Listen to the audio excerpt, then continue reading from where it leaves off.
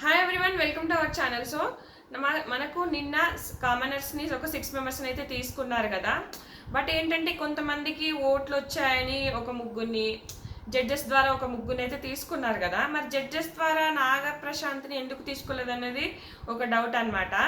ఇక్కడ వచ్చేసి డిమాండ్ పవన్కి ఓట్లు పడ్డాయా, అసలు ఆయన ఎలా వెళ్ళాడు, ఫస్ట్ ఏమో అంటే ఎక్కువ పర్ఫార్మెన్స్ కూడా ఏం లేదు కదా, ఓట్స్ నుంచి ఎలా తీసుకున్నారు అనేది కూడా ఒక టాక్ ఉంది. బట్ ఏం లేదబ్బా, ఇక్కడ మనకి కొంచెం అంటే టాస్క్లు ఆడగలిగి, కొంచెం కంటలుండి, కొంచెం క్యూట్గా ఉండి, కొంచెం లవ్ ట్రాక్ ఇలా కూడా చూస్తారు కాబట్టి ఆ అబ్బాయిని తీసుకున్నారు.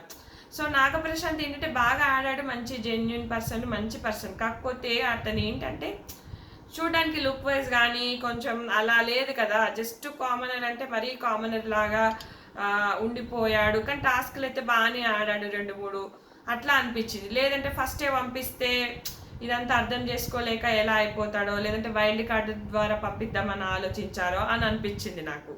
సో కొంతమందికి ఇది ఒక ఎక్కువ కన్ఫ్యూజన్ ఉండింది అనమాట. సో దీనిపైన అయితే క్లారిటీ.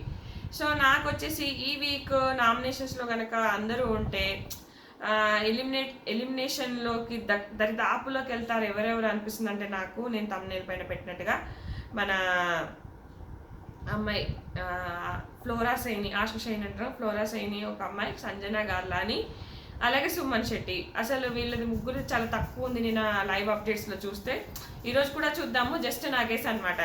సో ఎలిమినేషన్కి దగ్గరలో, ఎందుకంటే కొంచెం మిడిల్ ఏజ్ వాళ్ళను వీళ్ళ నుంచి ఎక్కువ కంటెంట్ రాదని చెప్పేసి, ఇంకా వీళ్ళు ఎక్కువ కలవట్లేదని చెప్పి చేస్తారని అనిపించింది. సో ఇలాంటి క్విక్ అప్డేట్స్ కోసం అయితే నా ఛానల్ లైక్ చేయండి, సబ్స్క్రైబ్ చేయండి, కింద ఇన్స్టాగ్రామ్ లింక్ ఇస్తున్నా, అది కూడా ఫాలో అవ్వండి friends. Thanks friends, thanks for watching.